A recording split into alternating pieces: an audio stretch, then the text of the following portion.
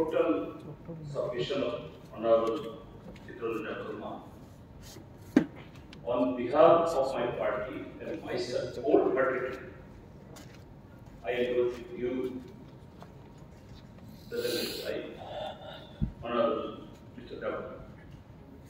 এটা দেখি আমি খুব বলতে চাই না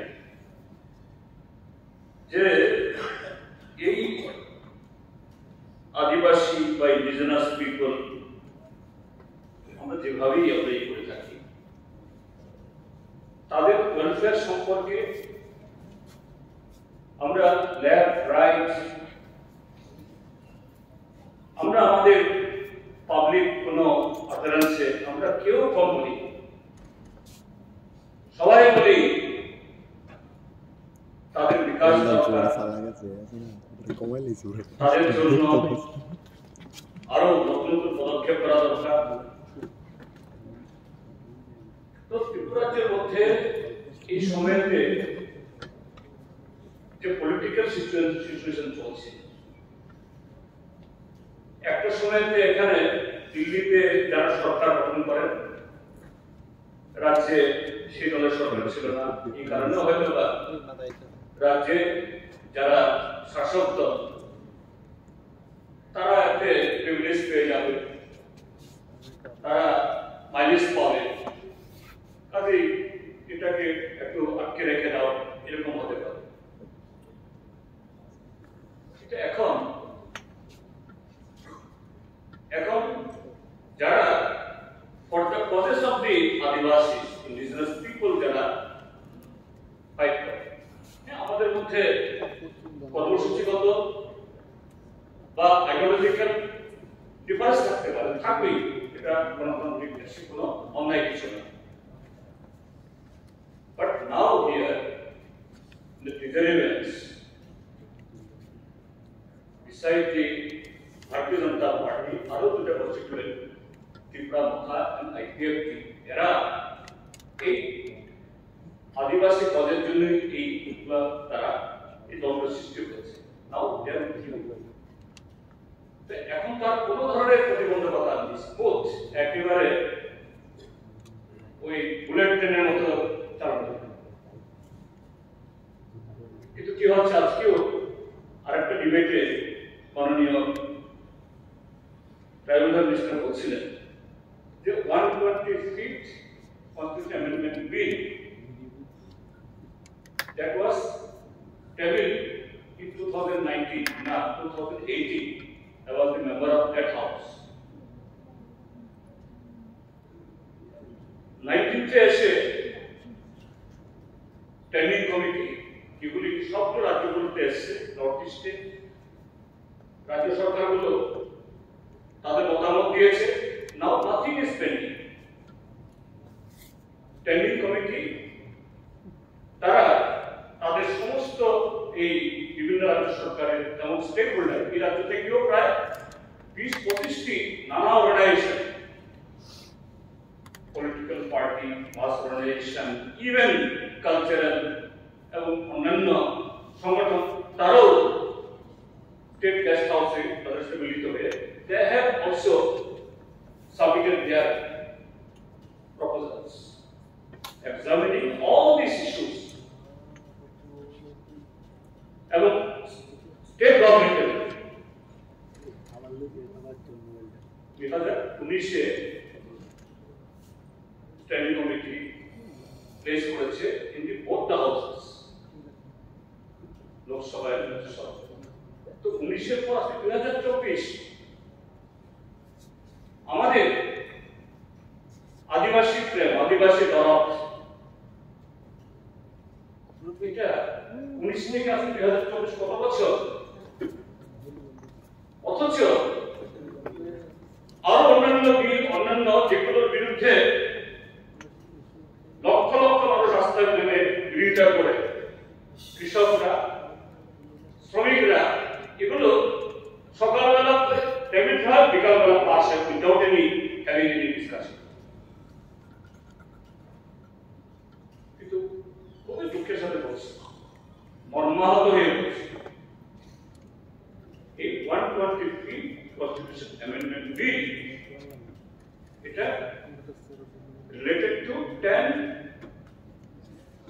autonomous district council of 4 states: Meghalaya, Assam, Tripura, and Mizoram. Why is this pending? এখন তো সে প্রতিবন্ধ থাকার কথা না। তাহলে হ্যাঁ, এখানে ওই 125th অ্যামেন্ডমেন্টে একেবারে সব কিছুই সেখানে আছে না। আমাদের পার্টির তরফ থেকে আরো বহু ডিমান্ড, বহু কিছু আছে, সবগুলো তো অ্যাকোমোডেট হয়নি বা করা যায়ও না। তারপর হলো সেখানে যা প্রপোজ করা হয়েছে, স্ট্যান্ডিং কমিশন কমিটি যে রিকমেন্ড করেছে, স্টেট গভর্নমেন্ট যা রিকমেন্ড করেছে, এই হোক না প্লিজ 1950 তে কনস্টিটিউশন ফেল হয়েছে, আর তার 35 বছর বাদে, 34-35 বছর বাদে ত্রিপুরা রাজ্য সেই ক্লসে 6 শিডিউলে অ্যামেন্ডমেন্ট হয়ে ত্রিপুরাতে নাম্বার শিডিউল ঢুকেছে। কোশ্চেন দেখে দাও। আফটার 35 ইয়ার্স দেখে দাও। 1985 এর পরে এখন 2024, তাহলে কত বছর? আর 15 প্লাস 24 আর 39 বছর হয়ে গেল। 35 আর 39 কত? প্রায় 70 বছর। স্বাভাবিক 1950 এ এই দেশে আন্ডার প্রিভিলেজড, ব্যাকওয়ার্ড, এই সেকশনে তার আইডেন্টিটি রক্ষায়, তার জমি রক্ষায় মাননীয় চিত্তরঞ্জন বাবু এই ল্যান্ড সারা পৃথিবীতে ইন্ডিজিনাস পিপলের ক্ষেত্রে land is the biggest identity. Land loss means language loss, culture loss, everything loss. কারণ ইন্ডিজিনাস তাদের যে অস্তিত্ব অন্যদের মতো যেমন ইহুদি নিয়ে অনেক কথা হচ্ছে, এই ইহুদিরা সারা পৃথিবীতে তারা কে ইসরায়েলের ধর্ম নিয়ে সেখান থেকে আবার কত অবধি পারে সেটা তাহলে আধা ঘন্টা অবধি গেলে কি বলবো নাজুক। আমাদের কাছে ল্যান্ড, হীরা, মুক্তা, সোনা বা আরো কোনো দামি মেটেরিয়াল চাইতেও আমাদের কাছে ল্যান্ড হারিয়ে যায়, চিরতরে আমাদের অস্তিত্ব বিলুপ্ত হয়ে যাবে। 1950 তে সেই কারণে ল্যান্ডকে প্রায়োরিটি দিয়ে হয়েছে। এখন সেই ল্যান্ডের উপরে এসে এই ইন্ডিজিনাস গ্রুপ শিক্ষাকে আমরা একটু আমাদের চোখ খুলেছে। আমাদের ছেলে মেয়েরা ডাক্তার হয়েছে, ইঞ্জিনিয়ার হয়েছে, গ্রাজুয়েট হয়েছে, পোস্ট গ্রাজুয়েট হয়েছে, ডক্টরেট হয়েছে। আমাদের ঘরের ছেলে মেয়েরা শিফটিং কাল্টিভেশন থেকে সুইচ ওভার করে রাবার প্ল্যান্টেশন, ব্যবসা বাণিজ্য শিখছে। তাদের আরো স্পেস দরকার। এই জন্যই অ্যামেন্ডমেন্ট চাই।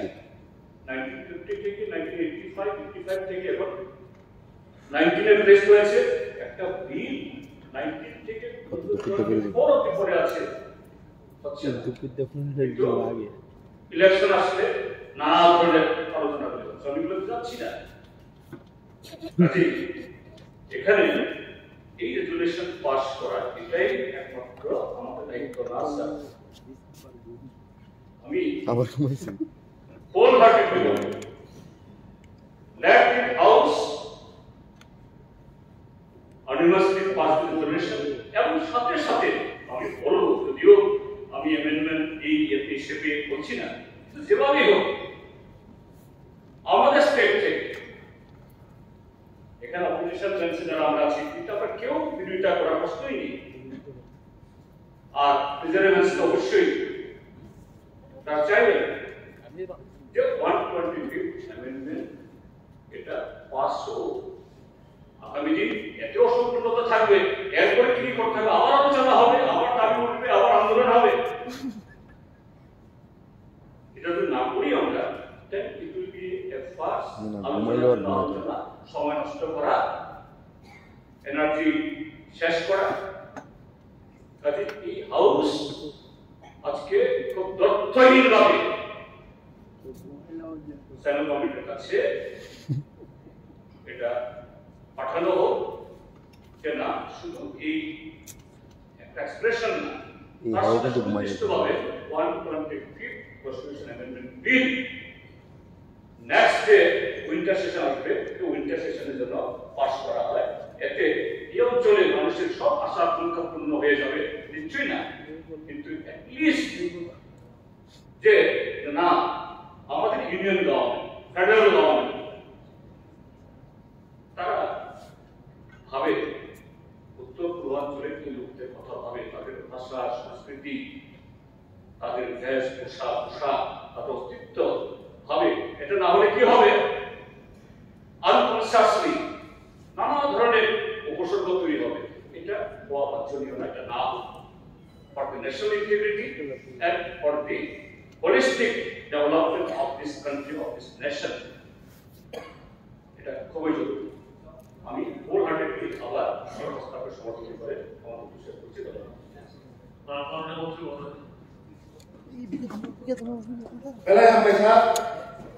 কি দেখো বেটা ঠিক আমার জন্য